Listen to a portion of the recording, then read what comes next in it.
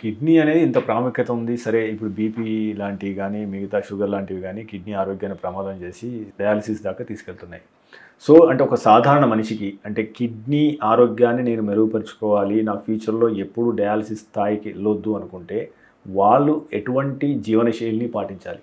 అంటే నేను చెప్పినట్టుగా కొన్ని గ్లోమెరులోనెఫ్రైటిస్ అనే ఒక జబ్బు ఉందండి. అది ఫుట్బాల్‌లో సెల్ఫ్ గోల్ లాంటిది. అంటే మన శరీరంలో కిడ్నీస్కి ఎగ్నెస్ట్గా యాంటీబాడీస్ తయారయ్యి కిడ్నీస్ డ్యామేజ్ చేసేస్తాయి. అది ఎవరు కనిపెట్టలేరు, ఎవరికి తెలియదు. కాబట్టి దాని గురించి మాట్లాడడం కూడా ప్రాబ్లం అప్రస్తుతం. ఏమి చేసి కిడ్నీ డ్యామేజ్ ఆపగలము? మెయిన్గా రోజు 1.5 liters more than 1 liters urine వచ్చేట్టు చేసి దానికి తగిన నీళ్లు తాగాలి. Diabetes, hypertension the most common causes of kidney failure. ఆ రెండింటిని పర్ఫెక్ట్గా కంట్రోల్లో పెట్టాలి.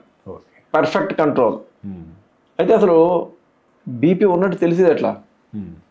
చాలా మందికి హాస్పిటల్కి ఫస్ట్ టైం వచ్చేటప్పటికి కిడ్నీస్లో డ్యామేజ్ అయిపోయి ఉంటాయి. వాళ్ళకి బీపీ ఉన్నట్టే తెలియదు అసలు. అలాంటి పరిస్థితి మనం ఏం చేయలేము. ఇప్పుడు రెగ్యులర్ మెడికల్ చెకప్ అంటారు.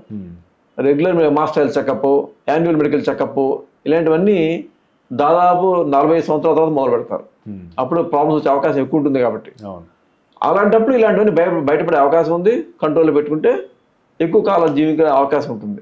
ఇప్పుడు మనం 25 ఏళ్ల మనిషి వెళ్ళి రెగ్యులర్గా మెడికల్ చెకప్ చేయించుకోరు కదండి, unless there is a problem ఉంటే తప్ప. అలాంటి వాళ్ళకి ఈ హైపర్ టెన్షన్లో ఒక్కొక్కసారి 20-25 ఏళ్ళకి కిడ్నీస్ మొత్తం డ్యామేజ్ అయిపోయి డయాలసిస్ చేసే పరిస్థితి, ట్రాన్స్ప్లాంట్ చేయవలసిన పరిస్థితి కూడా వస్తుంది. మేము రోజు కేసులు చూస్తూనే ఉంటాం.